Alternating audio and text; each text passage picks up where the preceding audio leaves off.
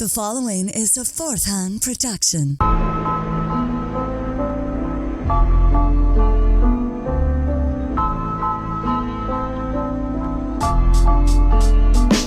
Jeffrey Dahmer soaked in blood. The Unabomber blowing up.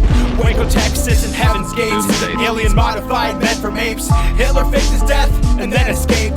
Bigfoot and the Mothman. Son of Sam talking to dogs again.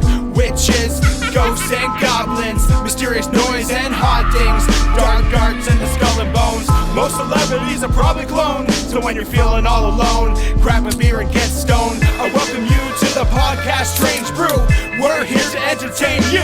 We're here to entertain you. It's about to get strange.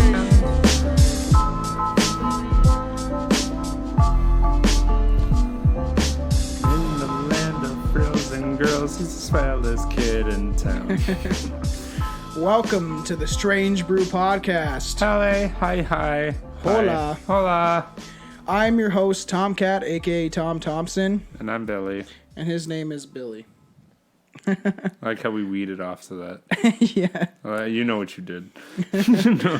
I've got some Weiser's whiskey, and I also got a beer called Super Bock. Like not regular Bach? No, it's like everyone Super knows what Bock. Bach is, but No, Super Bock. this Bach is Bach'd up. So the other night I was drinking. I was pretty drunk. Chelsea, my girlfriend, was already passed out, and a picture that was on the wall fell off at like 2 a.m. And Stupid. out of nowhere, no, it's just funny because I was drunk. Because it's been there for 3 years, and like it seemed to like somehow slip off the hook, and like there's pins in it and stuff like that, like to post up a picture. Yeah. And all the pins were out of it and shit. And so I was all drunk, and when I went out there, like I felt like I'd shiver down my spine, like maybe there's something in the room. I could be just drunk. There's a good chance. I was like, whatever is fucking in this house, leave us the fuck alone. And I was like, I was playing with the Ouija board down here when you went to bed. yeah. Have you watched the Jeffrey Epstein thing yet? I have, yeah. No, we got 2 episodes in. It's pretty. I watched the 2 yeah. episodes. It got fairly, like, I like the way they told the story, but like the episodes just became purely continuous girls telling the Yeah. exact same story, and it gets like it drowns it out a little bit Yeah, I because know. like it's a terrifying story, but like you could have just said, and there are also hundreds of other girls with the exact Yeah. same, instead of showing every girl Well, they telling need you to the put the exact point same across, story. right? That like that this happened this many times to this many women. Yeah, I think get it. that's the point. But we watched that. And, I was gonna say it sounds stupid, but when we were drinking, we started watching The Simple Life, the fucking Paris Hilton and Nicole Richie Oh my show. God. And it's weirdly entertaining because I'm they're sure just it is. so It's Paris fucking Hilton. dumb. And the thing is, we're like just watching the Jeffrey Epstein thing, right? And then watching this, I started calling it like creep culture because like even in the show they have like where they kind of use their sexuality, Yeah. and the men are always making the most like fucking fucked up remarks at them and shit, and it's like, what a creepy culture. And like all like very flirty with like every dude they fucking meet, and it's like everyone seems super creepy, but they like are used to it. It seems like. So it's not a yeah. I It's guess fucking you'd weird. become desensitized after So a certain fine. we're talking about creepy people. We're talking The about creepiest one. Aleister Crowley, the Even the great picture beast. of him. The Yeah. picture of him looks really off-putting. He's a creepy looking fucker, that's for sure. But Aleister Crowley, the great beast 666, also known as the wickedest man in the world. He's a wicked man. The Wickedest. The wickedest. Yeah. I feel like there's a couple in the running for that title. Well, this was before Hitler. Let's right? call Genghis it was Khan right up and before fucking. Hitler. We'll get into Hitler a little later. So We've gotten into Hitler quite a few times, haven't we? yeah, an otherwise auspicious birth in 1875 brought forth into the world Aleister Crowley. We say Crowley. Most people think because of, Oh, don't go. No, all because of liberal on it no, here. because of like Led Zeppelin or not Led Zeppelin, Black Sabbath Yeah. with Ozzy saying Mr. Mr. Crowley. Crowley. But I guess he used to call himself Crowley. I'm gonna say Crowley because that's how I've always said it. Did you hear that? Like, did you read that, or did you yeah, hear I someone read else say that? he like how he may have pronounced it was Crowley, not Crowley, but it just seems like it's caught on. Close enough. But he defied all expectations of the standard time. His ignorance matched his defiance, but he found the religion of Thelema. Nom, nom, nom, nom. Thelema. I think it's Thema. He was the founder of the religion Thelema, practiced sex magic, and may have worked as a double agent for the British. What's sex magic? We'll find out. Like, is that like if my dick's there and then it's not there? And, oop, it's in your ass. Well, what's in your ass? Pull it out. We'll talk about it soon on this episode, but like, I ain't getting into too deep of the roots. I'm more talking about like him and stuff. But like, sex magic is more like he will come to learn that he liked fucking men and women. And now you will come. Yeah, and and we've talked about it before. He's the guy that broke a man's brain by being a power bottom. So yeah, it was all about he went against. He's got that thick booty. Fuck. So he went against all of like religion and stuff like that, and started doing his own like religion practices kind of thing. But we'll get into it. But sex magic is more of like ritualistically doing like sex for like some purpose. Like there's a whole theatrical thing to it. Like you open the curtains and then you gotta open the girl's legs and then do so and so, and it's all about provoking magic and using sexual energy for like a magic kind of thing. And that's why I think that he liked fucking men and women, because even at the time it was like illegal to be gay, right, kind of thing. So he was kind of pushing the boundaries on that, and I think he would talk about using homosexual sex magic because it's against God. Like, you're not supposed to be doing that. Many people have done it down the road, the same kind of thing. That didn't really answer my question one little bit. It's sex with ritual. Yeah, but like, I don't understand. Like, what you get something out of it? You provoke demons, maybe, or certain things like that. Yeah, okay, maybe it's like it's an orgy. Yeah. There's many orgies. Yes, right, I get that. Based on legends about Crowley, it would be easy to sum him up as a perverse, drug addict, satanic, wickedest man in the world. He's a good, that adds up. Yeah. However, it seems that he was much more than any of those things. Exactly who Aleister Crowley, the person, actually was.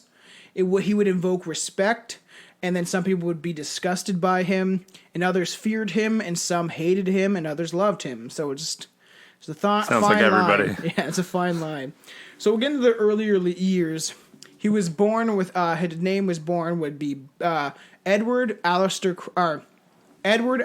Crowley, better known now as Aleister, but he changed his name later on. We'll get into in Warwickshire. Sounds like the hobbits live there. Warwickshire. In England on October 12th, 1875. His parents were Edward and Emily Crowley, both devout Christians. His father was a preacher and raised Aleister as a Christian. In fact, Edward read to him and his mother from the Bible every day at breakfast. Well, that's a shitty way to start the day. See, God might kill you if you touch your pee-pee, okay? I'm gonna touch it and don't kill me. How can one restrain? Yeah, I know. Thus, from a young age, Aleister was admittedly a Christian as well, but okay. He changes, but there's a weird legend about him, and I don't get because I don't think you can. That would be weird because I don't know how they could tell at the time. There's a legend that supposedly when he was born, there was 4. What year is this? When he was born was 1875. He had watches. So then fucking dummy. No, not watches. I said I don't know if they could know what's inside of a person's body. Oh, I thought you said tell the time, not at the time. Like, no, at the time. Oh, okay. Yeah, because this is just like kind of the ending of the Victorian era, especially in like Britain, and you know what I mean. The United States started to build up, Canada's kind of started to build up and shit. We're like, you know, it's the times. But like he supposedly was born with 4 hairs around his heart that curled into to a swastika. But I'm thinking like it can't be. You need more than 4. No, like a hairs swastika. that would like end up forming into a swastika shape because. Well, just what the fucking how legend long says. is that curl? That's what I'm saying. Is that like a fucking 2-foot hair? When I was watching the documentary, it was like it said that, and I was like, well, they wouldn't be able to see inside of his heart. Like they didn't have fucking X-rays. Oh, I thought they were saying on his chest. So it must have been his chest then. But some long ass hairs, creepy on a baby. That's a long hair. Got pubes coming out of his chest. I don't have chest hairs. 0 years old. Okay, so. His dad owned a brewery, and they had their own Crowley beer. I wish I could try that shit. It's probably strong from back then. I would think it'd be strong. Yeah, what's beer like back then? I know, we should find out. Is it just like, it's probably just watered down moonshine, to be fair. Let's throw some fucking wheat in there. Yeah, it's beer. See what happens. So as a boy, he grew up with no childhood books or toys. his mother was pretty strict and stuff, but he didn't really Strict. have... You can't have books. Yeah. He didn't really That's the have... second level of strict. That's dungeon slave. He doesn't really have the opportunity or, like, has a childhood like a normal kid would, especially in these times and stuff. Didn't have toys, fucking books. Can you tell me really any normal child from any insane creature like Crowley has been? No, I guess not. any like murder or anything? It always stems from something that happened to them as a kid. Although there's different, some people say he hated his father, somebody say he adored his father, but maybe he adored his father. But stupid stipulation. Yeah, I know. And his relationship with his mother was difficult at best. She was extremely strict and called him the Beast whenever he was unhappy with his behavior. Yeah, he probably fucking threw a pretty good fit, I'd assume. He appeared to revel in the association rather than resent it. In fact, later in life, Crowley would refer to himself as the Great Beast of 666,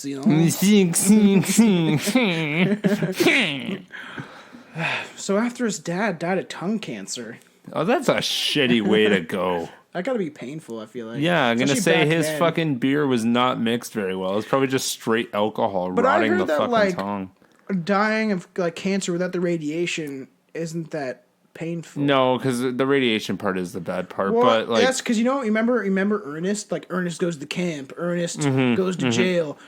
Jim Varney, he was a fucking like chain smoker, and he got cancer, and he just died in his bed peacefully, like no like pain. He just kind of just like dead and died. So that seems nice. Well, Crowley was only 11 years old at the time of his father's death. Found his oppressive home too much, and he strayed away from his Christian path and began a rebellious behavior at his conservative Christian school. Great school to be part of. They probably what they see as rebellious behavior is probably pretty thin. Is it? To be fair, like you're at a Christian school, like you made out with a girl, you're being a rebel right now. What I heard, my buddy that went to a Christian camp. Oh, those are the best. Yeah, I almost lost my virginity at one. He said that fucking people fuck in those fucking. Oh yeah, those are the best. Or like mess around as teens. Like, you messed around. That's where I got my first cuddle. Really? I was like, I thought you were saying first HJ by the counselor. I was like 13 and the girl was 16. You sure and it wasn't we cuddled Pastor and kissed. Bob? Pastor Bob had great rack. Pastor Bob, it's like, Bob meet Billy, Billy meet Bob. Now meet my under my garments. I don't know what the fuck they wear. Do they wear my garments? Give it to me, Billy. I don't wear that shit. After the time of his father's death, he ended up having fantasies about torture, blood, and imagining being hurt and in agony. So he liked the pain, almost like which will eventually get What's into. that word again? It's masochist. Masochist, yeah. Sadomasochist, like it's on the giving tip of my pain. tongue, Yeah, masochism. But that's what eventually when we get into, which we might definitely do. But when we talk about like Albert Fish and stuff, like he's someone actually kind of around the same time era, like a little later. But yeah, Albert Fish, he like fucking ate that girl's butt and stuff. Like, yeah, we'll talk about it later. But he was someone that was like that. Enjoyed pain. Ate like the meat or like cooked a little girl's butt in an oven, and then he sent her mother a letter telling her mother that he ate her butt, and her delectable ash or something like really disgusting. But yeah, we'll get into Albert Fish later on in life. So we started having visions of being degraded by wicked women. Oh yeah, slap my tuchus. Tell me I've been a wicked boy. And it's like fucking, he started having those kind of fantasies. Yeah. No, weird. Crowley as a child heard about cats having 9 lives, okay? Oh my god. And thought it was near impossible to kill one. So I gotta try. He caught a cat, fed it arsenic, okay, hung it above a fire, slit its throat, then smashed its head. After it was burnt up and charred, looking like an overcooked steak, he drowned the cat, and then for good measure, threw it out a high window to ensure he had taken all of the 9 lives. Oh my god. Is that crazy? Like, that's a lot of shit to do to a cat. You'd be like, I killed the cat all 9 times. All 9 times. He ain't coming back. He began to read a lot of books. As he was young, he was a young teen and wanted to become a great poet. He's like a rapper back in the day. You know what I mean? I was waiting for that. He's like the first white rapper. Around 15, he would lose his virginity. I think it was just too like a girl at a Christian school, like the school he went to or something. Actually, no, I mean Christian. I think of like a strict Christian school like back then. I would think they would be just men, and then Christian school for just women. I don't know if that's private segregation schools, was huge back then for sure. And around age 16, he began an intense spiral into defiancy. To affirm his explicit defiance, young Crowley started having sexy time with the maid at his home, and he fucked her in his mother's bed. Come here, maid. It's time for sexy times. Yeah. He's like, what, 8? Yeah, no, he's 16. 16, that's so, what like, he lost his virginity, and then he started fucking the I wonder if the maid was hot. Yeah.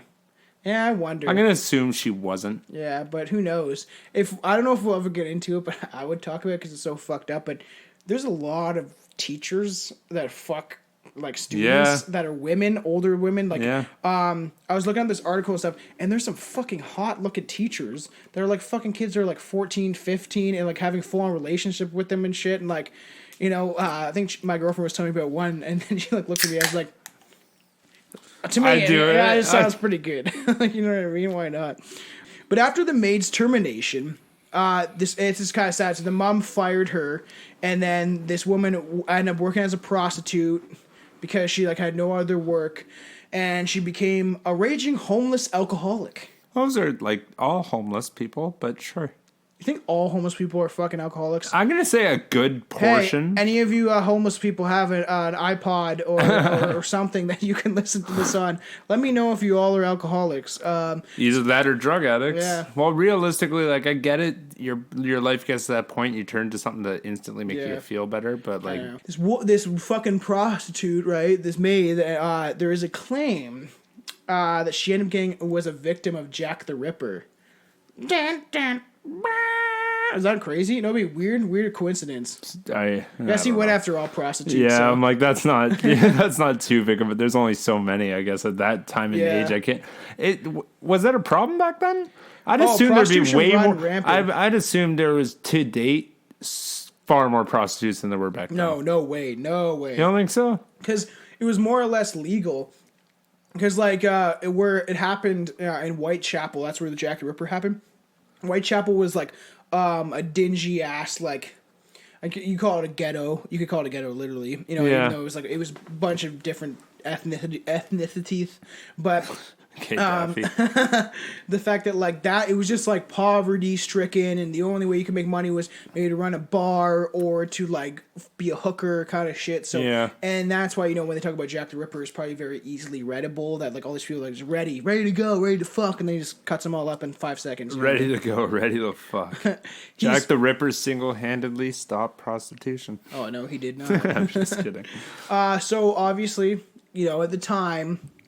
We've talked about the time in the late 18th century, you know, a lot of syphilis and sex diseases. So he contracted a sex disease from fucking a hooker. What was it? And see, that's what I didn't really say. It just, even in the documentary, it said just a sex disease or like an STI. Well, could have been, I was like, it could have just been an STI. But STIs are STDs. We've just changed it because it's an infection. It's or sorry, not STI. I meant. But syphilis. It might. What's be that syphilis. thing when you it hurts when you pee? I don't know. Bladder infection. Yeah, but there's a word for it. I don't know. There's a 3 syllable, like it's a 3-word. Fuck. Bladder. Infection. No, my God. No, but like, see, and help me out. You gotta help me out here. What the fuck is it? STI, and there's no. It's driving me nuts. It's like everyone gets a UTI. Oh yeah, urinary tract infection. Well, no, I've never had. Yeah, that's that, but that's super common, and it could have been something as little as that.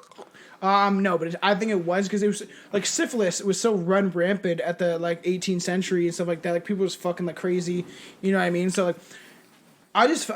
He might have had syphilis, and it'd be fucked because he'd just be passing it because he fucked a lot of people at the end of his life. So to spread that around would be kind of fucked up. But like, I don't know. Maybe it was just like fucking the clap or something, right? You know what I mean? Because I think if it was syphilis, I think he would have been affected health wise like pretty quickly. I thought it like kills you like pretty fucking quick.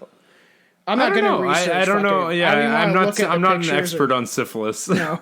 Maybe it was blue waffle. Which is just funny that I don't know how this happened or how they found out. Or what'd you say? I said maybe it was blue waffle. Yeah, I don't want to know about that shit. I know what that is. So like after contracting the sex disease from the hooker, which is weird. I wonder how they knew this, or who they were like in the shower room and be like, Aleister's got warts on his dick because he was kicked out from the private school he was attending. So it was a private school. Yeah, they probably like inspect the boys. Yeah, ball the anus every day. Show me your gooch. Yeah, well, this is just, we'll get into fucking obviously. You shaved. Does that mean you had sex? Bring it back to Albert Fish. We'll get into him, but he was like at a private boys' school, and he would like enjoy when the nuns would beat him and shit like that. So like, it makes sense maybe. But so we started playing chess and becoming a great player. He's actually like really good at chess, like winning tournaments and shit. But it just kind of shows that he did have intelligence. Like, and to be able to be very good at chess, you have to be pretty fucking smart to know what move is going to be next on stuff. And Tom, do you think you can beat me at chess?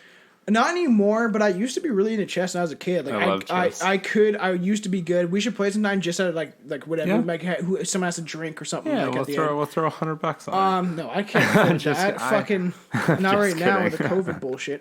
But I would definitely gambler. do it. Yeah, you are. That's how I want to make my money. I want to make my money chess hustling. All right, good for I'm you. really good at chess. Okay. Hey, I want to. You think we could do it? No, not in this day and age. Maybe in the fucking. No, you just come up. 1920s. We're playing chess in the park with the old guys, and I'll just like be like, fuck, I just can't beat this guy. I just need someone new. And somebody else takes me on. I'll be like, fuck, I need incentive. Put 1,000 on it, and I'll just crush them. So you're gonna be. We gotta hustle. So I picture Billy, one of those dudes, in the park in New York. He's playing chess like all fucked up and shit. And then as he's decaying slowly. And then all of a sudden I'm sober. Yeah, I could do it. Okay. In 1895, when he was around 20 years old, Crowley started attending Trinity College. At this time is when he changed his name from Alexander to Aleister. I wonder why he chose that. Like Alexander and Aleister, like... Aleister sounds a little more more flamboyant. I know, I guess, and he was kind of being flamboyant, right? Yeah. So, though, cause I'm Aleister. When's the last time you've ever heard anyone with the name Aleister? I don't know one person. I feel like I might have heard that name somewhere, but I don't personally know anybody. Yeah. Maybe like one somewhere. Yeah. Maybe. So, at the time, he started having homosexual thoughts. Homosexual thoughts. And that's a no-no back then. And at the that's time, a big no-no. he didn't want to be out as one. So anytime Aleister Crowley had those thoughts, he would give himself a nice wet hooker. Yeah? So anytime he was like, penis. No, vagina. I hey, mean, you over there. I got $20. It's buttholes. It could be anybody's butthole. Yeah. Yeah, we're not doing that speak to me in a low voice. Yeah. I guess just pretend. Just put like a fake like wooden dick because I imagine dildos back then were made out of wood. Oh my god, splinters. Around this time, Crowley felt something awaken in himself, and he believed he may possess magical powers. He was like, I believe that once or Aleister, twice. You're a wizard, Aleister. I am a wizard. You're a wizard, Harry. Thanks. I knew it. So have sex with these demons. Yeah. Magic. Aleister's father spent much of his time preaching the Bible to whoever would listen, but was also he was a certified engineer. But at the time, what are you engineering? Bricklaying. Hey, put this fucking grout between these bricks and fucking stack them. Well, no, an engineer can invent anything. He could make anything. He invented the first dildo made out of wood. Could have. That could be what you do with an engineer Egyptian degree. Age. Of course. So, like, obviously, his father died. His father did make a decent amount of money, like enough back then to. You're like, an live. engineer. That's Yeah. always been a good job. And he owned his own like bar and shit. So like. No shit. It's Yeah. funny No, to he's build- probably pretty rich to at that build point. it up Yeah. and stuff. So, like, at the time, Edward Aleister had inherited a fortune from his father. Yeah. His father actually inherited a fortune from his father. So, Aleister's grandfather, he was the one that had the lucrative family-owned brewery company. And so his father ended up getting the money, like, earning it, whatever his And father then did. putting it into a And bar, then- making it even bigger. And So, he would... save his money in a trust for Aleister. So, and that's why his father already inherited money, and the bar was still running and the brewery was still running. So it's why not put away for Aleister? Baby little Aleister, guy with the swastika on his chest. He's going to be a good kid.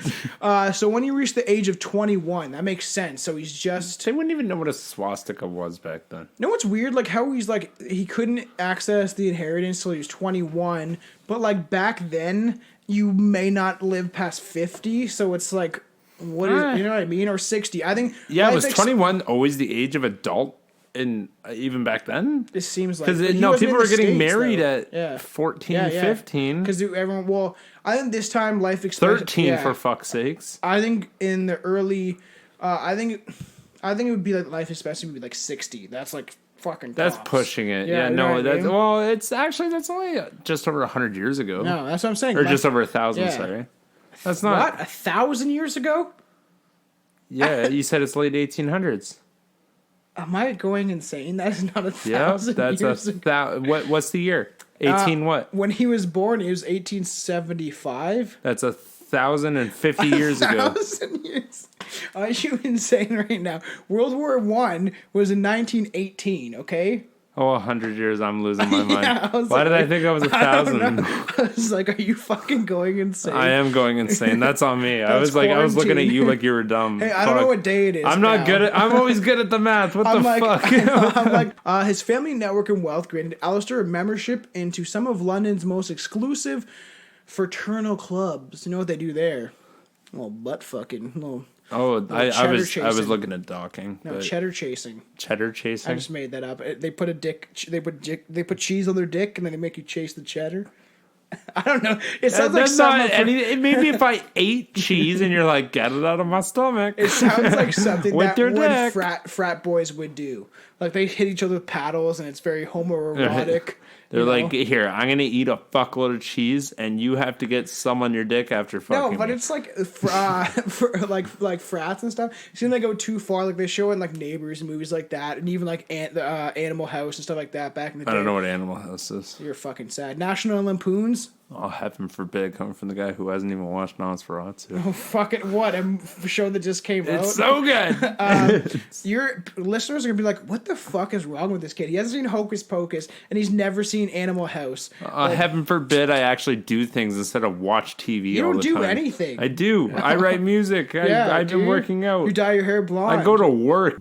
But, like, the frats are fucked up shit. It'd be like, I got this glass and 5 of us came in it and you're recruits and now you have to drink it. It's like they do like shit like that. Now yours is the new one, so you take the cup and you down it like a bottle of ranch. Yeah.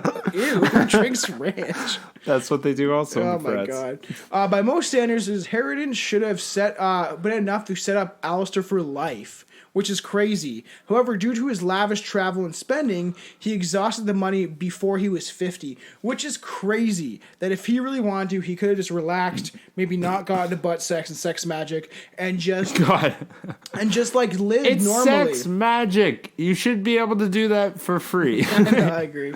I can't imagine the demons are like coming up like, come on, buddy, pay up. Pay up. Crowley was an initiate in the Outer Order of the Golden Dawn. So he's kind of like, it's almost like a reject. Like the Order of the Golden Dawn was like an esoteric teaching about magic, and literally they had like wands and shit and swords and daggers, and was like cut their hands and like, I pledge my allegiance to the Order of the Dawn, and then stuff like that. It's like very crazy. Yeah. But he did that on November. Blood Brothers. Yeah, on the 18th of November, 1898. So it's almost 1900s. Okay. It's coming up close by the group's leader, and it began to understand different types of magic. But he found the dark side of these magic rituals were more fascinating to him, which would make sense. Of course. But they would they would attempt rituals to bring back things from the dead. Shit like that. It's bring back things? Yeah. So like the rings and pocket watches and money they might have died with? No, well maybe they did weird shit like that. Who knows? But like, so they're realistically just digging up graves? Yeah. They could have done that and like cats. I feel like it's always animals first, and it's like, we'll do it to an animal, we'll see if we can do it to a human. Like, you know what I mean? Like, I guess, yeah. They would perform many gruesome and bizarre rituals. At this time, he became fascinated and obsessed with the occult and started getting into drugs like morphine, cocaine, and hashish. Hashish. It's funny that hash became a list on that. It's very funny that he loved he didn't smoke weed, but he loved fucking hash. But hash was being imported from Afghanistan and stuff like that at the time, and other fucking Middle Eastern countries. It would come over here, and it's funny that more people at the time were hitting hookahs and shit full of hash than they were of smoking a joint. Yeah, because it came from Middle Eastern tradition and stuff. Fucking Afghanistan, they have that's a little different though, fields. smoking it through a hookah as opposed to smoking a joint. I do honestly, I haven't smoked hash in years. I used to love hash, but that fucks me up too hard. It was just hardcore weed. It's a little it will depend. That's all it is. It's crystallized. No, it's crystallized. Yeah, that's all it is packed. Crystal. But some people make it shittier than other people, so it's you're not making it anything. Well, sometimes people make hash out of shake out of leaves, right? So it's not as potent. And there's people that use bud, but we used to even your men finger hash, all your crystals and stuff. But then I'm if I'm doing that with my fingers, it's my whole fingers are now encased with fucking crystal. I'm gonna gumming it like a fucking drug addict, cocaine addict. Yeah, and so you got a morphine. Morphine sounds fun. I've never tried it. Sounds fun. I haven't either. My brother's got it 3 fucking times because he keeps popping out his goddamn knee. Ew. I know, but every time he goes there, he's like, "I like the morphine." I'm good. So it's very funny, but at the time, all these drugs were they were very legal. If you could afford them. Yeah. They were just pricey. Well, and at the time, I don't think they'd be that expensive, but they would be for someone who's mediocrely living could afford it. Yeah. But if you're someone who's just trying to get by at the time. Which is 90% of the population. I'd say 70, 80, yeah, for sure. A big amount. But homosexuality was very illegal in the Victorian times, and there are rumors that cops were watching Aleister Crowley in 1899. So that's fine. When he was in Britain. What was he? 67 and 99. He's not even 30 yet. No, yeah, he was 20. 28. No, yeah. So yeah. Let me see. Or 67 and 99 is 22. No, he's 70, 80. I can't even fucking do math anymore. My math's gone. That's 32. He was 20 in 1895. So he's only fucking 19. It's 1898. It's the 18s and 19s that mess me up. I can see. I'm confused. I know. So the cops are watching him. He's about 25, and they're watching him, but I don't know, man. I think I heard some dick sucking outside last night. I think it was coming from Aleister's house. It sounded like a... And when I peered in the window, 2 men! 2 men is what I saw. No woman to be found anywhere. We looked. We had a warrant. It's what are you guys doing? They're like, we're just making some homemade ketchup. And then this is stirred. So packing fudge. So Crowley moved to Scotland, where he felt a deep spiritual connection to the place. Scotland is a weird place. There's a lot of weird folklore to begin with. Yeah. And a lot of the Freemason bullshit stems from Britain, Scotland, Ireland, stuff like that, right? So kind of makes sense. So he bought a place in Boleskine, a house on the famous lake of Loch Ness, which is kind of cool. He bought a fucking monster. Yeah, he bought a house on Loch Ness. It's actually a lake, right? Yeah. The Loch Ness monsters, which is kind of cool. And I wonder, I think that myth has been around for a long time. So he probably was this is kind of hardcore, man. They wouldn't even call it cryptids at the time. He'd be like, I got a house on the lake where there's a cryptid.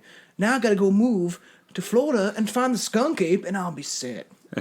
I got all the ones. Got Pokemon trying to catch them all. I caught the Chupacabra, and now I'm ready to catch Bigfoot. It's and I'm going to make them battle each other. The Chupacabra is some rabid dog that he injected with heroin. It's freaking out. To perform, so he bought this place to perform ceremonies in which he would summon angels. It's very funny that he would summon angels, considering that he liked the darker side, and that he was also fascinated by Satan and everything like that. But I think it just depends on what he was learning his magic from, what this is really all about. And there's other people that will talk about it. We're not going to get into the whole magic side because I think one day we'll get into like dark magic and stuff like that. It'd be kind of fun, and we could try our own rituals beforehand or something like that. I just want to play with the Ouija board in your house. Not my house. We're doing your house. Stop being a pussy. I'm not being a pussy. I'll bring it to your house. I played many times in my life. I'm not being a pussy. I'll bring it to your house. That's why I said I played. And it's like, no, you're summoning bullshit. Although the house was only in his possession for 15 years, it was the site of much of his writing. People feared the strange man that had moved in, and maids had left Crowley's house because of the dark practices he was involved with. Maids are trying to clean up, and there's just cum everywhere. And he's like, this is too... like, you're paying me like 10 cents a day, buddy. Like, this is not fucking too much cum, okay? The Golden Dawn would eventually crumble. Crowley left to Mexico and rented a house. He went to your homeland. Do a Mexican accent. You need to learn how to do a Mexican accent. Hey, papi. You suck. Hey, papi. Okay. So he ended up renting a house in Mexico because it's just like that's where he spent all his money, man. If you just like lived in one place, but I think because his reputation, what he would do there, it would end up scaring people, and just his reputation as the years went just building and building until he became like creepier and creepier kind of. And then it's like, so he went from different places, like adventure, which is cool, like do that, but like why not just go from like, you know, Scotland to like Ireland and then go like cheaper routes? Yeah. Rather than I'm going to take a boat that probably how much would that cost? Well, because he didn't care. That's all money he didn't make. You Yeah. don't learn money when you I don't know. make it. And it's weird for being someone what he believed in. He seems very like spoiled. Yeah. You know what I mean? If like, because that's like what it seems like. So there, while he was there, he was trying to, this is really funny. So while he was in Mexico, he was experimenting with turning himself invisible. Billy's face. Yeah. And he did, and he believed he did after he walked through the town and he had a crown on his head and this weird gay robe on. And not one person looked at him? And yet, unnoticed, not one person looked at him. And in Mexico, you'd be like, what the fuck? Did you see that weirdo? Maybe they're just trying to avert their eyes like, I don't see that. Yeah, nobody knows that something's happening. He eventually moved on from Mexico and traveled to India, plus many other places as the years went on, practicing magic and rock climbing. He really liked his rock climbing. And rock climbing too, eh? Yeah, he actually really enjoyed rock climbing. He loves climbing on anything hard, eh? Yeah, that's true. Although his occult activities kind of like dominated his image, Aleister Crowley had many other interests, like rock climbing, mountain climbing specifically became like a big hobby for him. Surprised he didn't come up to Canada. I know. And during this time at Cambridge, when he was going to that college, throughout his life too, he would actually, I guess they call it a summit. He would summit a surprising number of perilous peaks.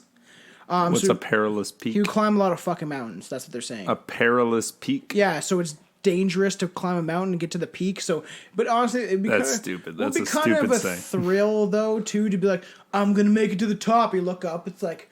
It's way too high. Oh, it means you can't see the Yeah. top. That's what that means. In fact, he was so enthralled by the hobby between 1894 and 1898. So kind of what we were just talking about. This is the time when he was younger. Yeah.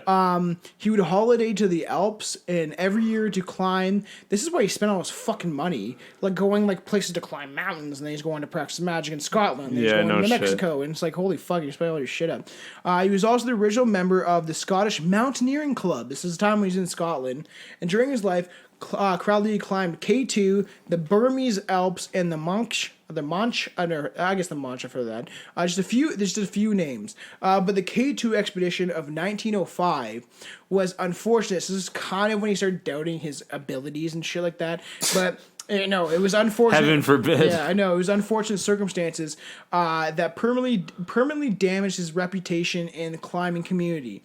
Because K2 in the early 20th century was the Everest of its time. Like, it was like Mount Everest. What do you mean? Mount Everest, like, didn't not No, exist? it's just that people weren't attempting to climb it at the time. They didn't, or did they know? They actually, to fly that far, I don't know if you'd want to go out to that dusty-ass, snowy place. Maybe they didn't know. Where is Everest again? I can't think of where it is. Alexa. Yes? Where is Mount Everest? Go fuck yourself. Lex has gotten really rude lately. What are you doing to her? I always yell at her. That's probably why. The peak was not reached until 1955. So they didn't actually fucking beat the mountain. The mountain beat them. Them. But in 1905, Crowley was offered the position of a sole leader for an expedition to break an altitude record. So you would try to like, well, this guy got here. You know how we can tell? Yeah. Because his body's still there. So he got this far. And then, because actually when they were, people climbed Everest. You would leave a flag. No, flags too. But actually, I think it was Everest. I think that's what it was. That you would see the people's markers, bodies. The markers were dead bodies. That's how they knew how far they've gotten and stuff like that. Would be certain dead bodies or bones that would be laying there, which is kind of fucked up. But you wouldn't be able to see the bones and all that snow. That's what I thought too, because I've heard that before. That's what the markers were dead bodies. But the same as wouldn't eventually you wouldn't be able to see the dead bodies. Yeah, but maybe that's like just like a pile of dead bodies. George it's like made I'm it this tired. far. I could go like 3 more steps, but I'm And just then gonna lie down over. right here. There's like just a big mountain forming of dead bodies. Or maybe it was just if you knew you weren't gonna make it and you made yourself like stand up against a tree or something, and you like nailed your head. So like you just like you shoved a flag through your foot and then you like nail yourself to a tree and be like, and you're like, this is how far I made it. well, there's got to be a point where you're like, there's no returning. Like I'm not going back down. There's no helicopter. You just jump off the side of the cliff and see what happens. At that point, honestly, I'd almost want to. I don't know. Crowley was stubborn and a cruel leader by all accounts, forcing the team to push regardless of poor weather. Half the team actually chose to attempt to descend, so people were like, okay, fuck this. We've gotten too far up, and they started trying to go back down. Yeah. Probably killed them. Due to the poor weather, why did that kill them? Because they're trying to go back down while the weather's shit, and Crowley's like, no, we should keep going. Weather shit up. Weather always gets worse as you climb up altitude. Yeah, I understand that. If but you go back down, they wouldn't die from that. No, but it's still scary. Have you watched like any like rock climbing fucking movie? Like, I thought you said he's climbing a mountain. He's climbing. Yeah, you're not fucking. No, but you're not jumping off a ledge with one repelled thing. You're getting ledge to ledge to ledge. But still, it would be hard to go back down. I feel like. They got to eventually. And it was weird. I was thinking about like at the time they didn't really like there was really no planes and helicopters and bullshit. So it could be easier to go down than up. What is happening when you reach the top? You reach the top, you put your flag in, and then like say there's 10 of you left. Only fucking like 3 of you are coming back. No, down's so much easier than up. Have you ever been like even at anything, climbing anything? Yes. Going down so much easier. Mom.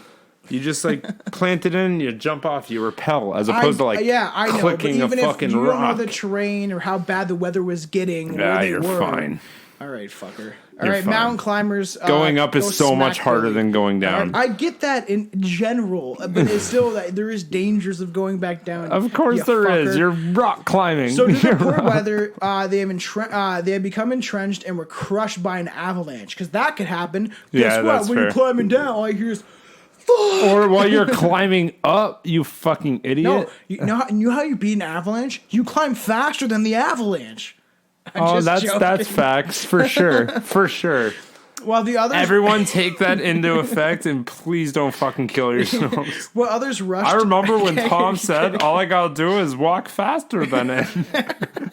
Just you barrel into that avalanche face first, and you come out the other side clean. No, you fucking take 2, 3, fucking 4 animals, and you makeshift them into a snowboard, and you go the fuck down right on their bellies. Oh yeah, sure. That's. We don't condone any PTA, animal cruelty, no dogs, cats, or anything has been harmed. Even though Billy doesn't like cats, splat, cat against the wall. So, while others rushed to help those who were trapped on their snow, Aleister refused to assist them. He's like, oh, fuck those dudes. They're dead already. The whole expedition... This story doesn't make sense. No. The ones going down died, but the ones going up didn't. Fuck off. They did die. People were trying to help each other, and Aleister didn't want to help the people that were in the avalanche because he's a dick. Well, he's in an avalanche too. He was probably on the side. Like, he might have been more ahead because he was more experienced, right? You know, shit like that happened. But that whole experience is crazy. Like, to climb up a fucking, like, a crazy mountain. I want to climb a mountain. All right, we'll try one day. I'll probably die, but it's okay. The whole expedition was... You can't walk up your stairs. Go fuck yourself. I climbed up your mom pretty good. The whole expedition was called off, and the next day, Crowley left on his own, and he gave up climbing that day. He said that's enough. He's like, fuck it. He's like, I'm too tired. I was an asshole, and I fucked up. No, he's just exhausted. He's pussed out. Let's get into the esoteric origins, the organizations.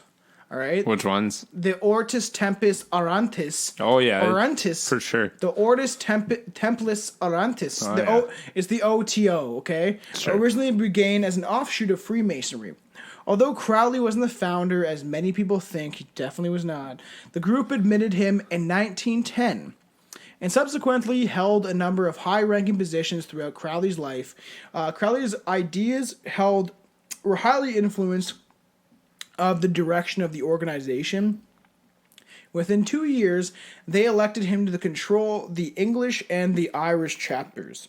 Ah, yeah. 2 years. That's pretty quick.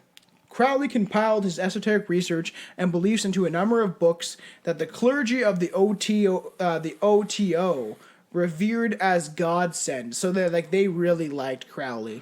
They thought he literally was Jeebus. Well, and they thought he just knew more than, I don't know, that, like, he just been doing this shit half his life, so it makes sense.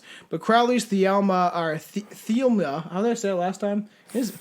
Thelema, that's it. Kind of. Thelema, close enough. Yeah, but whatever, that's the religion he started. Yeah, he started it was kind of an amalgamation of deep Eastern philosophies blended into magic, of like the Kabbalah and other Western concepts. He put a bunch of shit and threw at the wall, and some of it stuck, and the others just slid down like his jism on the back of boys, so. Oh, he was a priest. Yeah, I didn't know I didn't hear that part. The OTO, they would call them clergy, which is like the same thing as fucking religion. Fucks. Shut up. Why? Whatever makes people happy, let them be. All right. Hell, Satan. Let them be. So he would also incorporate ideas from tantric sex regarding altered states of consciousness and using an array of psychedelic drugs. What's tantric? Tantric sex is like, I think it's like doing many different sex positions for okay. So we would do and that would make sense. Like that's what we're getting into Manson's down the road soon and stuff like that, using that psychological drug for sex. Like personally, isn't it called ecstasy? Yeah. Well, no, but I think he's talking more like acid and like psychedelics and stuff like that. But personally, doing mushrooms, I don't want to have sex on mushrooms. I've heard it's great, but I feel like every little touch and feel is so different than normal reality. I think it would trip me out. Why does this feel like this? And the thought of what is happening probably in that consciousness state, like my penis is entering a vagina, which is a hole that babies come from, and then you just go down this fucking road. Well, Crowley, hard to stay horny. Yeah. What, you're like off? What Crowley did lean a moral divergence lifestyle. Some say that he was not all bad. I don't believe that. One thing he did was save his wife from an arranged marriage. Rose Edith Kelly was supposed to marry... but married her anyway. She was in an arranged marriage. Saving? Yeah, I know. Or is that saving or is that kidnapping? Yeah, I know. Rose Edith Kelly was supposed to marry another man when Crowley asked her to elope. You know what eloping means, right? Take her away. Well, it doesn't need to be cynical. It just means leaving. However, it soon became far more than a marriage of convenience when he fell in love with her. Both of them shared a fascination of the occult. They actually gave each other magical names. I'm not going to pronounce her magical name, but it's something like... I want to know her magical name. What is it? Let's try it. Fuck, what's her magical name? Look it up. Alexa. What, bitch? She's still fucking moody today. I know. Oh, fuck yourself, Billy. Billy, I found this for you on the web. Searching 38 results for man fucks himself.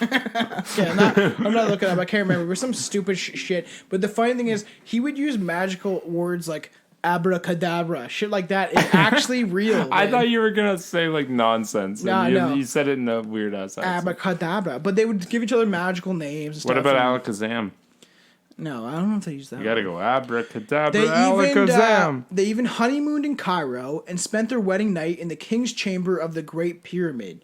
So, I don't know, he must have paid a pretty penny to do that. I think that's why he also wasted money. To spend a night in the Great Chamber. I think that he said that he hallucinated and saw visions. But I've said this before in the podcast, like Napoleon, the great general. Yeah. He also stayed in the Knight's Chamber. The King's Chamber of the Great Pyramids. And I've said this before, that he saw, like, weird reptilian shadow people. He was, like, shot out of his body and saw horrific nightmarish shit and then shot back into his body. And he said he never visited since. So, like, Crowley probably enjoyed that. But they were doing all these rituals while they're in Cairo. He saw this, I think they're at the museum, but he saw this site of, what do they call it in a museum? Like a exhibit? He found an exhibit. I'm sorry. Say it like a French word. No, it's a normal word. This is where he invoked the number 666 because he saw this exhibit and he was drawn to it, and the exhibit name was 666. So I think that's where he took upon his name. Is that what started that? Yes, was 666 on the exhibit yeah. just an odd number that somebody just took as to, that he start? See, and that's where my confusion is, because I've never he is, other than Madame Blavatsky, like great Madame Blavatsky, but she's the one that started this, and then kind of he took after her a little bit. But is 666? Did she start the 666 being the devil? Well, he initially did, but I haven't really read the Bible all the way through, but I've heard people say that the number 666 is in the Bible. And he calls himself the Beast. The Beast, which is the 6666. The number of the Beast. It's in the Bible. So I think he just saw this as a sign probably and be like, yeah, I'm supposed to be a bad guy. I'm pretty damn sure 666 isn't in the Bible. I heard it was. I've read it a lot of times. Should we look it up? Kind of curious. Like, if I miss that, like, I've read it front to back, I'm going to say at least 4 times minimum in my life growing up. That's so fucking I sad. grew up Christian. I read the Quran more than I've read the fucking Bible. Well, you didn't grow up Christian. I was in church every Sunday. I did grow up Christian, but at 6 years old, when the priest started talking about hating homosexuality, is when we left. You know what? If you type in Google, is 666, what's the first thing you think would come up? Is 666 a good credit score? That's weird. Nobody is concerned. Anyway, so it says like the whole issue goes back to the New Testament book of Revelation, particularly the verse that says, "One who understands can calculate the number of the beast. For it is his number that stands for a person. His number is 666. But hold up. Because one wonders where all the fear and sinisterness came from. 666 comes from, is because the author provided some pretty good clues about the meaning right in the first passage. In the biblical world, the number 7 stood for wholeness and completeness. Yes. So being called a 666 was an insult, implying that you were short of being a real thing. Okay. So it's saying them saying that like the devil isn't even real. So their marriage with Rose Edith Kelly, their marriage was, however, not a happy one. Although Rose gave Aleister 2 children, Rose would also, she performed rituals on her firstborn kid to invoke demons, kind of thing. And why would you want that for your child? So she wanted her firstborn to be come out a monster, because Aleister was probably wants that. Aleister probably influenced. She'd be like, you know what? I would really like if I could. Baby, do you think maybe if we had a kid, like, if I was molesting this girl, like I could tag team my son once in a while, and he could take part into it, and then maybe together as a family. We cut her heart out. Okay, is that what you're thinking? Maybe, baby, you think so? It'd be fuck, because we've talked about it before. But the Jersey monster, what is it called? The Jersey Devil, right? Yeah. Well, what's her name? The witch that supposedly invoked the Jersey Devil to be born. Yeah, I remember that. Yeah. A fucking donkey flied out of her pussy. So is that what they wanted? Some donkey monster to be like, fly out of their vagina? I can just think of Donkey from Shrek. with bat wings, right? Like when he fucks the dragon. It's kind of the same thing. So she would perform these rituals, but like eventually their oldest, the one they were invoking the monster to come out because they ended up having 2 daughters, died of typhoid. What's typhoid? A disease back then. I feel like I knew it. Disease typhoid. doesn't exist anymore? No, typhoid doesn't because of vaccinations. Are you trying to read thyroid? No, thyroid. Are you trying to say thyroid? No. Just out of curiosity? No, I don't know what you're looking at. It's a fever. It's deadly. It's an untreated thyroid fever proves fatal. All right, about 10 to 30% of all cases. So they got the shit out of the stick. Okay. Kind of thing. You know what I mean? And Well, typhoid, you did put demons on your child. So. Yeah, typhoid. Fair trade. But deeply affected, Crowley blamed Rose, and for 2 years she would be at the mercy of a violent Crowley. And in one incident, Crowley threw Rose's mother, down the stairs. What the fuck are you talking about? You don't believe in Satan, bitch? It's like fucking toss her down the fucking... I'm thinking like a bar throw, like where you grab the scruff of the neck and like the back of the belt loop and just She goodbye. fucking flies and cracks her fucking head. You know what it reminds me of? Have you ever seen Spaceballs? Yeah. When they go in the hyperdrive and then the fucking helmet goes like fucking full force. I would talk because eventually we'll probably do a pop culture podcast one day, but like I would love to talk about that shit. Spaceballs. I haven't watched that in a long time. I know, fucking great movie. Subsequently, the couple divorced in 1909, and she suffered bouts. Divorce was real back then? Yeah, for sure. I could never think of people getting divorced back then. Well, if you try to leave, you just die. Most times divorce was frowned upon, right? Divorce still but kind of everything is, Crowley did was frowned upon. What the fuck? Divorce is not frowned upon now. It kind of is. Every there's friend always I know. There's always a reason why the other person was such a horrible human being that I needed to My get dad and mom. Yeah, I'd love if they were still together, but no, that didn't need to happen. Like that's everything happens for a reason. Yeah. They divided, right? So. But I mean, back then, like I just didn't think divorce was even a thing. Because everybody was much more religious in a sense where you get married, you stick to that until you die. It doesn't matter how bad it gets. Now in the 90s, you got fucking Ross from Friends marrying like fucking married 3 or 4 times. That's in the 90s. Jeez, that's not in the I know, I'm saying 1800s. I know, and I think it was very much frowned upon, I think, but I didn't even know it was legal. It was definitely legal. If you try to divorce, you fucking die. I agree. It seems like weird. But she would have some bouts of alcoholism because of this. And weird, sounds weird, but he seems to make everyone insane. Years later, she end up being in an insane asylum for the rest of her fucking life because of him. Shit. But like, to me, like, we'll talk about like later and stuff, or we're just getting kind of into it, but like, who knows what was invoking him, who he really was. Maybe it was some astral being that we don't even understand. Like, although one might classify Crowley's family's life in disorder, he actually wrote a lot during this time and beyond this time, and most of his works were undoubtedly masterful. He crafted numerous books on various topics and complex, he actually made complex rhythmic patterns in poetry. So he was learning how to rap that game, man. Do that double time shit, man. Double time? Yeah. Double time. Yeah. Additionally, he left behind many letters and journals. Scholars of Thelema still study these texts for the meaning in present day. Crowley would travel later to New York for about 5 years. So at this time, he's starting to really get into his dark shit. So get this. He filed down his fucking teeth, okay?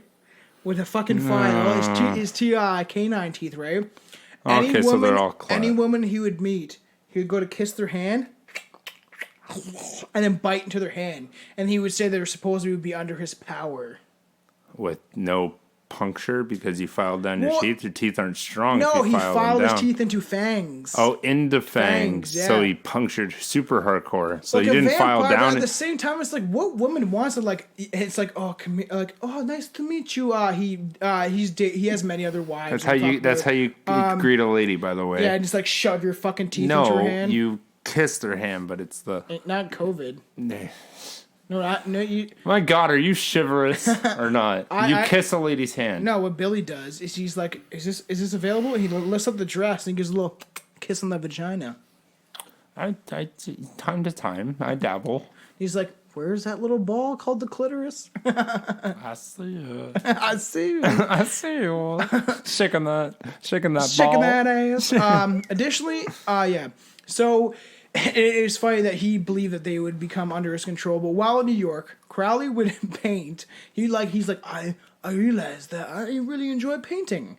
And he actually like got better as he went, but he was like just trying it out. So he actually, because at this time his money was kind of dwindling. Like he didn't have as much money. Like he was starting to use it all up, and it's kind of crazy. Like he still had it later on, but like that. Imagine like being born into a life and he got an inheritance that would allow him to literally live out his life with money. Yeah. And he didn't. So he started painting, and he put in in the paper an article calling for any dwarfs, hunchbacks, tattooed women, and colored women only if they were ugly enough freaks. And he was calling upon freaks of all kind. And he wanted to paint. Did he start a circus? Well, he wanted to paint freakishly people, and that's why. Oh, he wanted to paint them. And why we're getting to Crowley too is like I've always been interested in Aleister Crowley since I was a kid. I've known about him and what's going on, but this is kind of bridging the gap when we start getting into more Hitler's esoteric knowledge and beliefs. Yeah. And then eventually we'll go on to Satanism and Antoine LaVey. So this is. I'm purposely doing things on this podcast for people to get their poles greased, as I say, right? Ready for the next insertion. You know what I mean? I got my pole grease this morning. So in 1920, this is crazy, the same year that Hitler founded the Nazi Party, and a year after Mussolini established the Fascist Party, Crowley rented a home in Cefalù, an island on Sicily, in Italy, obviously. Okay. The old house perched on the side of a mountain in the middle of a grove of olives. Can you make wine out of olives? No, you can't. No, it's grapes, man. Yeah, I know. I knew it was grapes, but could you do that fermented? Like, can I you do guess anything fermented? maybe. In a quiet, peaceful setting, Crowley turned the house into the Abbey of Thelema. I'm sorry if I fuck up the word Thelema. I fucking know there's so many different ways to pronounce it. Go fuck yourself. Where he and his disciples could practice yoga, which is weird. They would call him a yogi and stuff like that because at this time, like nobody fucking knew about yoga, and it was almost like, can you get your leg above your head so I can eat your vagina? Like, you know what I mean? Like, I don't think that's. So we did also meditation. So it's weird. He's taking a lot of, and sex magic and other rituals or Buddhism. He took all of his ideas from Buddhism and the Kabbalah and stuff like we said. But it's kind of interesting to me that like things nowadays we consider as like holistic magic and holistic rituals and all that stuff. Yeah. Like, is something that he saw as a demonic kind of force, and he was that's what I'm saying. He's the bringer of modern day spirituality. Okay. He took on other wives and other children. So I like how you phrase that. By the way, that was a nice phrase. One of his child's name, I can't remember her name. That he married this. One of his child's name. It's so funny. I can't remember. No, I know the child's name, but his wife that he had it with, someone he was like shacked up with. And he ended up like she was kind of into the same shit he was. Like that's how she was drawn to him. He seems to have some kind of like almost a hypnotic effect on people in general. You hate him or you loved him. So they had a kid named Poopy. Oh, really? Dead serious. Poopy. That's Tom's favorite word in the world. And Poopy died. And Poopy died? Poopy died, man. Was it not Poppy? Yeah, no, Poopy died. Are you sure it wasn't Poppy? It was Poopy. I watched the documentary. They said it 5 times. It was Poopy. Like, Poopy died while I was holding her in my... Did they have accents? Poppy. Yeah, maybe it could have been Poppy, man. No, I'm going to say it's probably a good chance it was Poppy. It said Poopy, but whatever. But then, at the same time, we're recalling Poopy. Wouldn't it just be Poopy. Excrement? 3 years... Excrement. So... 3 years later, Mussolini kicked them out of the country, and their occult activities, and the rumors that they were performing blood sacrifices fighting Mussolini. Mussolini, of all people, the dictator, kicked them out of fucking Italy.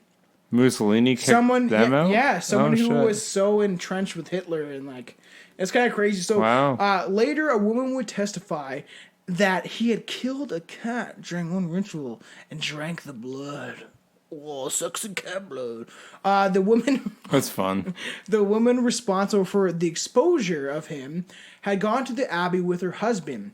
Although she hated Crowley, she attended. But after her husband died from drinking contaminated river water, she told the media a variety of slanderous stories. And one of the stories is that her husband died because he was forced to drink the cat's blood. No. Bum, bum, bum. Or like, can that kill you? Like it's probably definitely got infections in it, but like what? Like does the cat have rabies or something? Yeah. I thought we talked about a serial killer that did that. Like, well, we'll get a Richard Chase down the road eventually because I actually have Richard Chase written out and stuff like that. So like we're getting down to like some real deep serial killers, but like there's a lot of other people that have like. If you drink it, who was that? If someone drank a tainted cat's blood, it's got to be tainted. Yeah, like it's got to be like that cat can't be healthy because like just drinking other people's blood, like isn't it higher in iron and shit? Think about this: people fuck goats. Maybe there's some homeless dude fucks that cat. He's got AIDS or some other sexual disease. They drink the cat's blood. Now they're dying. I'm gonna say it's a lot harder to fuck a cat. Those motherfuckers are limbo and claws like the motherfucker. Do you know what? You never had the story of the kid in your cat fucking, or the kid in your town fucking the cats? We had a story about that kid in Paris. I did too. In my he fucked the cats and fucking. Yeah, his name was Cody something. Weird. Kid, I can't remember. I know my last name. I'm just not saying it. The kid I know was like Gordy or something. Gordy. No, was it not Cody? Maybe Cody was my age. No, it is an older guy, like older than me. I wonder if he actually did though, or if anybody just made that out of proportion. This family was very fucked up. Like all of them went the same school as me, and when we had head lice checks, all of them had to shave their heads because they all had head lice because they were poor and like in the bad part of the town I lived in, and even the girls had to shave their heads, and if they weren't ugly before, they're ugly now. So Hilton. Let's really get into it. So, worldwide newspapers caught the sensationalism of the news and the spread of the tales of the evil man, right? So, it kind of laid foundation of the many myths and rumors that would spring up about Crowley's avant-garde behavior. Okay. His weird behavior. I know what you meant. But let's get into was Aleister Crowley a spy? That's what was he a spy? Yeah, really. Look at this, because he actually asked when he moved to New York. He was asking if there's stuff he could do to help out the movement. And the funny thing is, someone who was from Britain at the time. So this is when World War I was starting and stuff like that. He actually met with this dude. I can't remember his name, and the guy kind of pressed for him to do kind of open talks in the middle of towns and stuff, and he was smiting Britain, saying that he in one case he actually ripped up his passport, faking like I'm not British anymore, and he did it all for a show, kind of, you know what I mean? So he's kind of all doing this for a show. So throughout his life, people would accuse Crowley of working for a number of government agencies. They would actually explain that that would explain why he constantly was traveling to so many countries. Yeah. It kind of is weird. And his certain diplomatic attendance and certain hashish orgies. I was thinking of hash. You coughed. But it's literally that he was at these orgies with people of power and stuff like that. So it seemed why is he here? You know what I mean? Well, he had a lot going on. If you think about it, kind of too, I love the movie Gangs New York, and it's this is maybe 40 or 50 years before what we're talking about now, but that whole situation of brothels were so big, prostitution was big, orgies were a big thing. Everyone was just fucking everybody. Nobody cared. You have syphilis? Hey, I have syphilis, and everyone's high fiving Let's about it. Fuck. Yeah, you know what I mean. We can't possibly give each other more syphilis. During some of his trips, at least on the surface, he was accomplishing many things. When he camped out on a certain island on Hudson River, he meditated and transferred the Tao Te Chi. At other times he would practice. That's a practice of ancient fucking bullshit. I'm not getting into that. Okay. He practiced the occult, yoga, sex magic. Like we said, other trips involved him mountain climbing, so he was doing stuff at the time before he gave it up. According to Richard Spence, exclusive research into the subject of Aleister Crowley's connection to the government intelligence agencies. Crowley worked as a double agent during World War I. For the British government. I can see him doing it if they really wanted to, but he doesn't seem like a government type of person. No. This leads to many people theorizing that he continued deep undercover role in much of his life. And that's what I'm saying. It's not really... I drank cat blood to keep up the persona. Yeah, I know. That's what I'm saying. That's what I'm saying. We don't really know, but at the same time...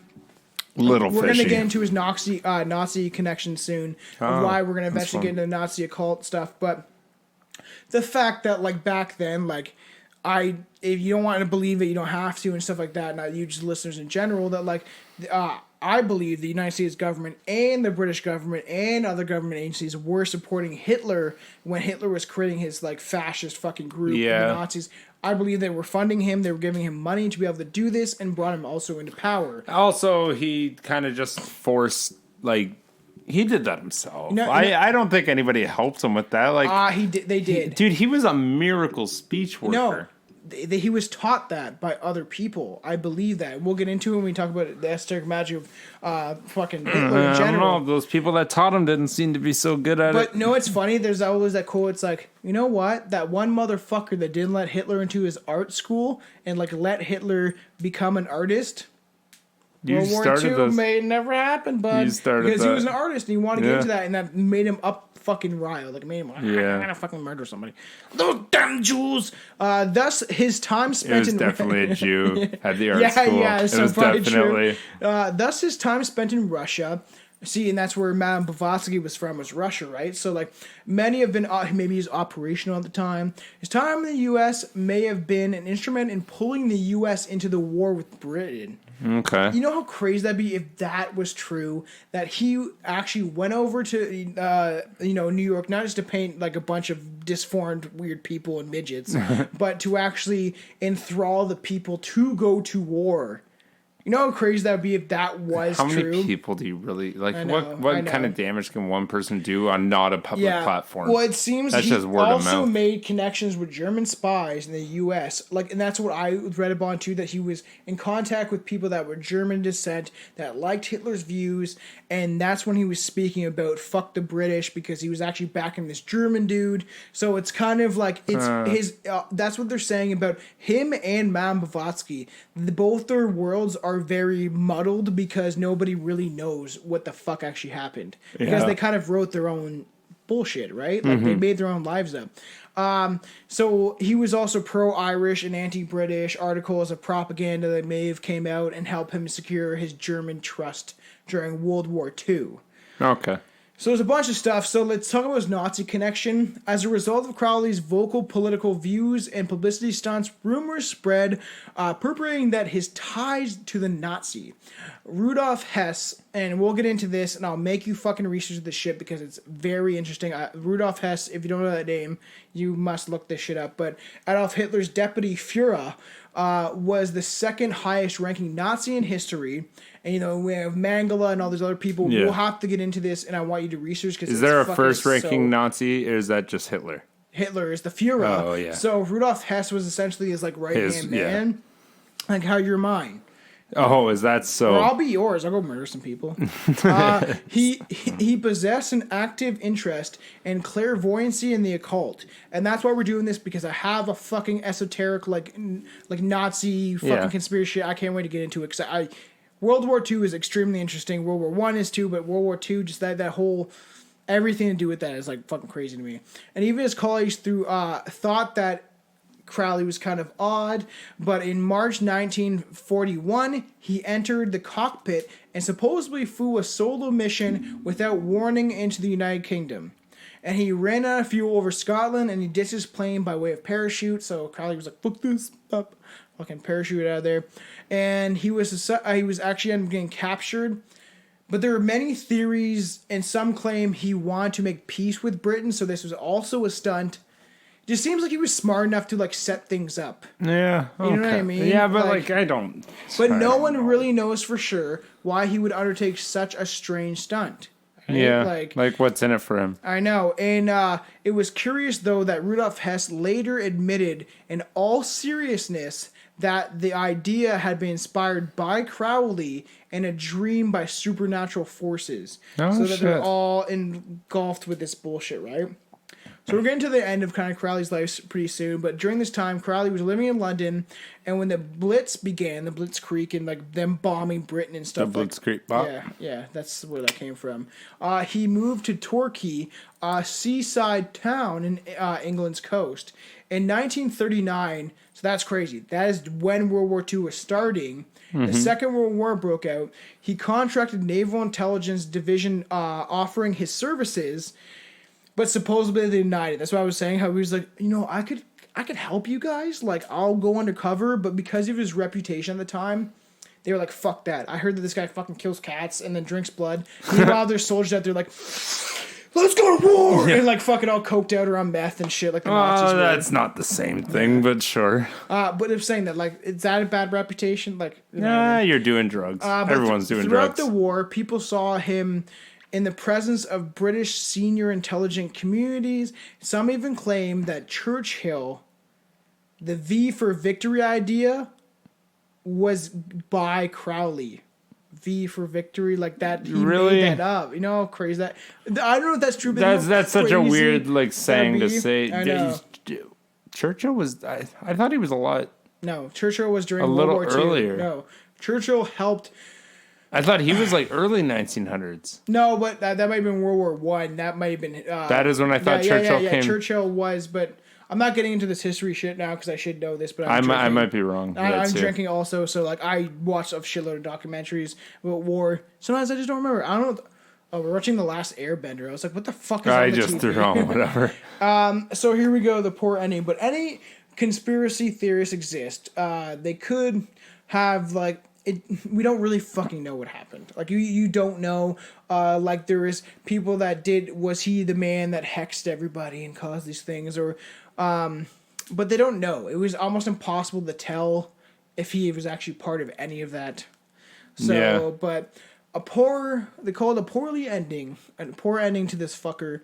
But although incredibly perverse and often outrageous, he was strangely prolific individual, almost like how serial killers would be.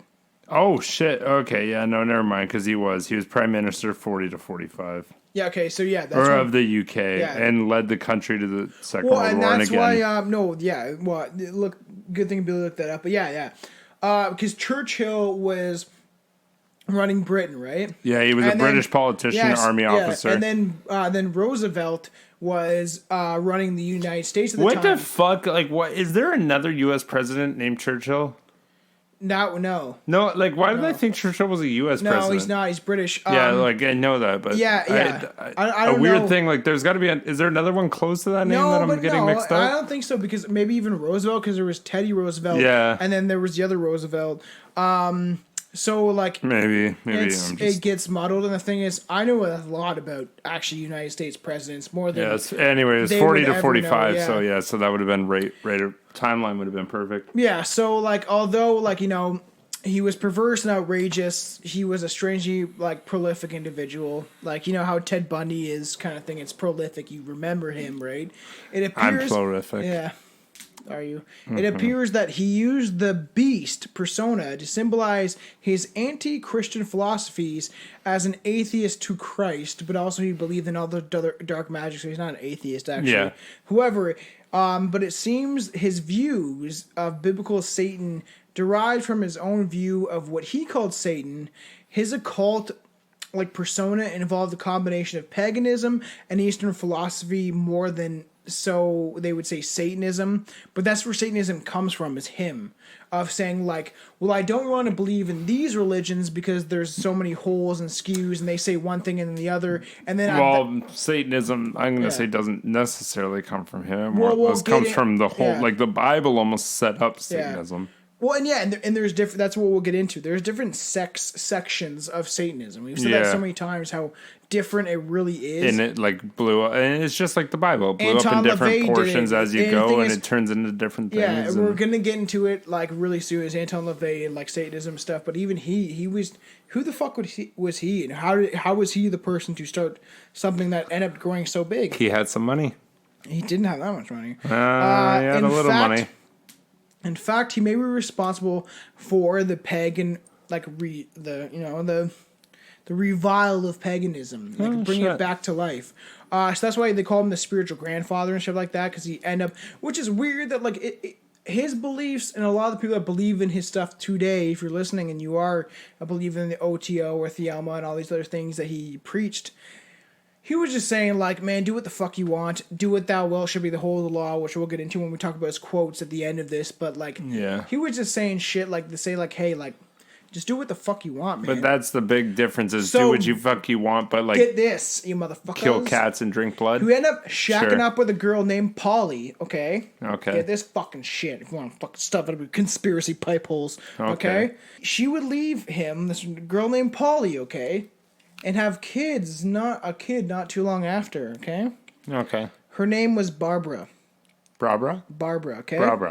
Barbara would marry George Herbert Walker Bush, and she birthed George Bush Sr., who fucking ended up having George Bush. Shit. So when Vinnie Paz in fucking the song says George Bush is the grandson of Aleister Crowley, he's not fucking lying.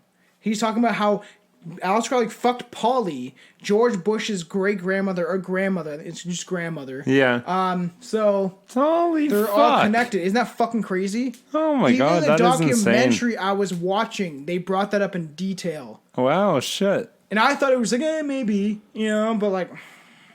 That is nuts, actually. Fuck, shit. The controversial spy narrative will continue to be the most mysterious aspect of Crowley's life, within a combination of political mastery of the occult and all the other things he did and the imagery he had. But in many ways, he kind of like, he's like Rasputin equivalent of this day. Well, we might get into Rasputin one day, but Rasputin is the crazy fuck with the huge cock, Oh, yeah. Of course I know him. Rasputin was a fucking kind of magician-style kind of esoteric dude. Nonetheless, drug addiction led to his ruin. This shocking man of the 19th century died a pauper. Died a pill popper? Pauper. A pauper. A pooper? It means a poor man. No. Next to a pauper's grave. You never heard that before? Like, no, I haven't. I thought you said pauper, like a pill popper. No, it means like... I didn't know that. It's pauper. It means like you're poor. Like you died poor and like without money. He died alone in a halfway house in 1947. A halfway house? Yeah. Seriously? 2 years after World War II ended. And he was in a halfway house, a drug addict. The condition of his death was a combination of an ailments from a lifetime of drug abuse and chronic untreated diseases. So that's why I said, like, he probably had syphilis or something, and then just, like, let it fucking go. Run rampage, yeah. Yeah, so the week after his death, Time Magazine published a short commentary about him. We'll leave you with the excerpt, and we'll do some quotes. But he became a fat, olive-skinned man with heavy jowls and mean little eyes, which made him look like a stockbroker when the market was bad. Olive skin? Yep. What's a jowl? His jaws, I guess. Oh, jaws. Okay. Yeah, heavy jowls. I don't know what the fuck jowls. What? He was crushed to hear himself described one day as a harmless old gentleman because of all the times and all the things he did and being a badass. He didn't want to be harmless. No, and now he's a harmless old man that's addicted to fucking heroin. Yeah. If you wouldn't have touched drugs at the time, they didn't know what the fuck shit was, man. They were giving soldiers like fucking heroin and coke. Like I don't think they really. I think they knew. I think they knew when they were giving them. So cue the music. I'll get into some quotes. So obviously the most famous one is, "Do what thou wilt shall be the whole of the law." You know what that means? Do whatever you want, and it doesn't matter. Yeah. Doesn't give a fuck. And that's what the law will be. Yeah. I was asked to memorize what I did not understand, and many memories being so good, it refused to be insulted in that manner. That's a stupid quote. Yeah, a lot of them will be stupid. Magic is the art and practice of causing change to occur in any accordance with will. So it's like, and that's what we're talking about when we get into magic shit. Changing what you see it's what you see. It's like putting your attention there. That's what I said. Ordinary mortality is only for ordinary people. Even though he died. Like, you know what I mean? A lot of his quotes are like... Maybe he didn't die. It Maybe sucks because I wish I would have bought it. He moved to Cuba on us. I wish I would have bought it, but it was Hot Fucking Chapters, which I don't know if America has. I don't know if anyone else chapters, but in Canada, where you buy books now, because books are very rare. You go to Chapters or Indigo Books, and there was the Aleister Crowley's fucking Book of Lies.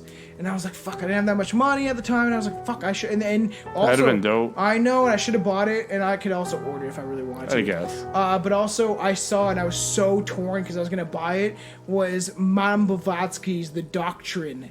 Her whole fucking book was that fucking, and I was like, I fucking want it. I was like, I want it. I don't know if I should have it. The joys of life consist in the exercise of one's energy, continual growth, constant change, and the enjoyment of every new experience. To stop the means simply to die. The eternal mistake of mankind is to set up an attainable ideal. It's so true, though. That is actually true. That is not fucking true. You're setting up an ideal of what you think life should be, but you're not. No, you're setting up an attainable idea as to what you think you realistically can get. Yeah. No. If every single person reached for the stars, so many people would be homeless. They already are. Yeah, I know, but far more. We already have that now. Do you know how many people? No. How many people wouldn't have made it anywhere that they said, you know what, I can get a decent job working for this construction company, and it's fine. But I make the bills, and it's happy. Yeah. Why are you right now? What did you do? You lived in the house. You got a job, and you did that. You didn't fucking. You're not on your ass because of it. I know. That is a stupid quote. No, but I agree with that. But you can. Our listeners are gonna be very mad at you. But. Fuck them. That's a stupid quote. Fuck him. But fucking saying in general that the whole idea of like, it is funny because reaching for the stars. But reaching for the stars is like, reach for the stars, like fucking Woody. But the fact that like people like the Kardashians and fucking all these people, man, that were just raised in fucking wealth. Sorry.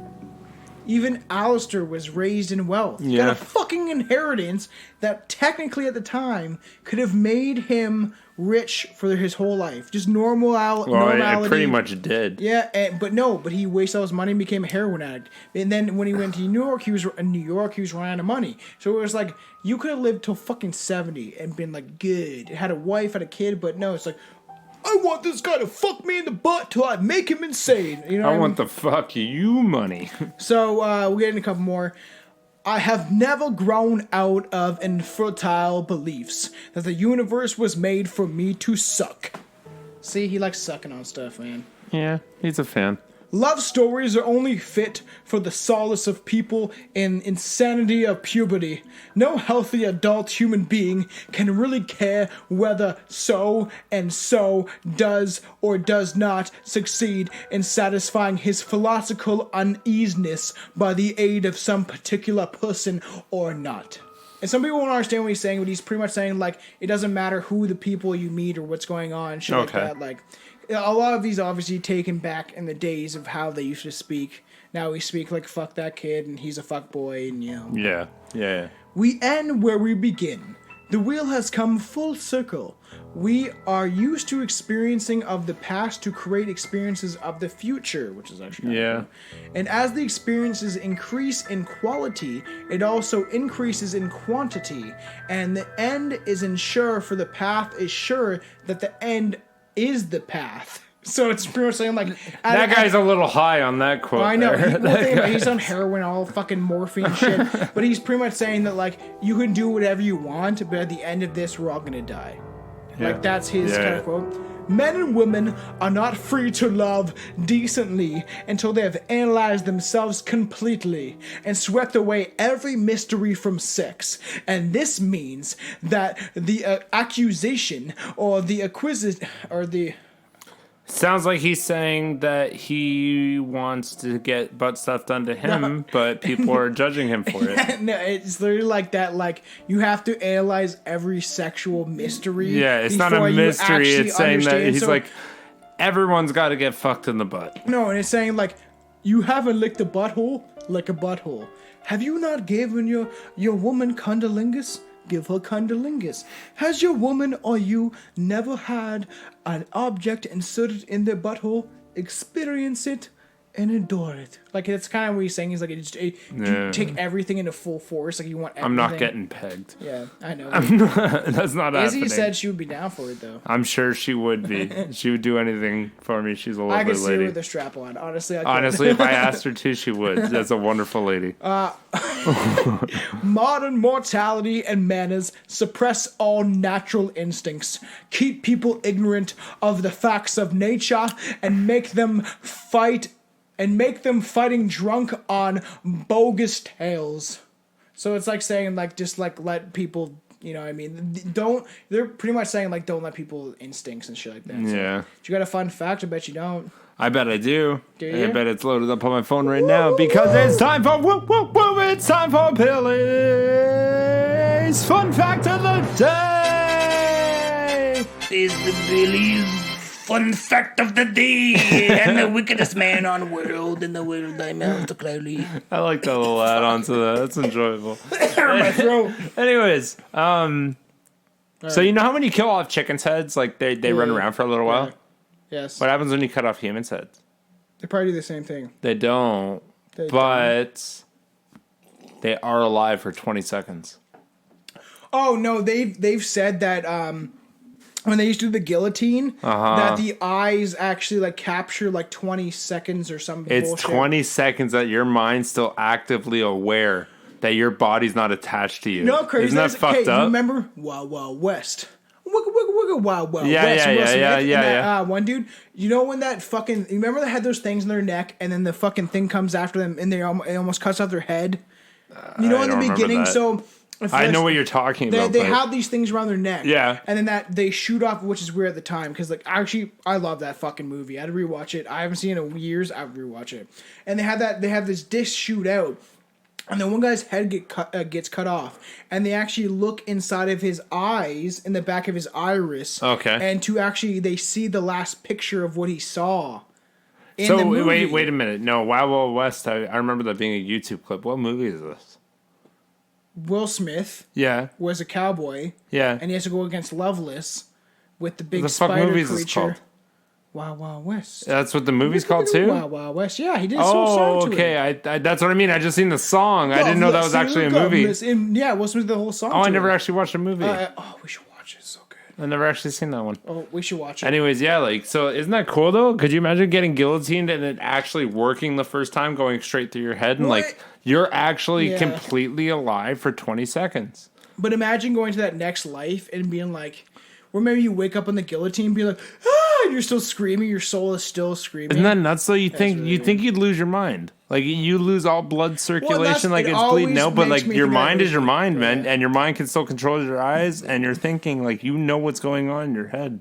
That's why I think I don't know. Your body's just a tool. I could be wrong, but I'm sure some of our listeners be like, yeah, I remember that fucking shit, but I feel like it's in horror movies too, where like they have the eyes like someone will cut someone's head and then the eyes will move for a couple seconds. And that's fucked up, yeah. But it's like, what's that creature that you cut off their head and they'll still move for like fucking... It's a chicken. No, chickens do that, but also chickens run for like a fucking bugs minute. Do that and shit, like worms. You can cut off the fucking worm's head and their butt. Because their worms have 4 hearts. So creepy. All that stuff's creepy to me. All right, so follow us, rate and review us. Honestly, we're getting good at this. We're gonna get better. We're gonna get fucking better. I'll accept a 4-star review. Okay, sure. I think I'll accept a 4-star. 5 is preferable. Yeah, if you want to rate and review us 1 star, please just log off your computer. We almost had a problem with Spotify, and I didn't know what was going on for a bit. Now every episode was being posted to Spotify. We have a lot of listeners on Spotify, so out of curiosity, it's all fixed. Hey guys, send out shoutouts. I want to know what you're listening on. Yeah, because we know the average amount of listeners, but I want to know who's actually podcast enthusiasts and that's contributing to things. Yeah, so shout out. Shout that out. Honestly, most of the listeners come from obviously Apple Podcasts, Spotify, and stuff like that. We're never gonna sell out like some networks and stuff. We're never gonna do that. We want people to hear us wherever they can. But like for all the Spotify listeners, all the episodes are up. Even the Strange One episodes, like they're up now. Something happened where it wasn't taking the audio from certain episodes. Now they're not. We're getting like I'm hoping you guys are okay in quarantine. Like, I'm trying my best to give you guys good content. Everybody's fucking bored right now. Tom's rambling. Yeah. People are rioting. Like, let's just keep things cool. Like, everyone just like, everybody love everybody. How about everybody just killed that cop and we're on our way? I agree. Can everybody love everybody? Is that a good Will Ferrell quote? Everybody love everybody except for that cop. We kill him and then we carry on our way. All right. We love all you motherfuckers. Take care. Kiss us. Yeah, kisses.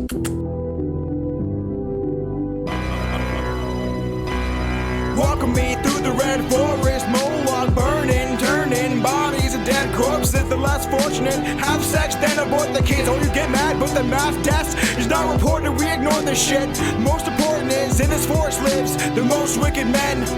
Men that live for the most morbid, grossest, sickest sins. Torturing poor kids that they grope, slit throat, blood flows. Drinking in a chalice of gold, mix with powder up their nose.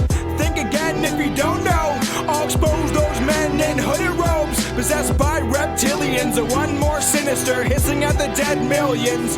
Unfed children's bombs in buildings. People killing over God and religion.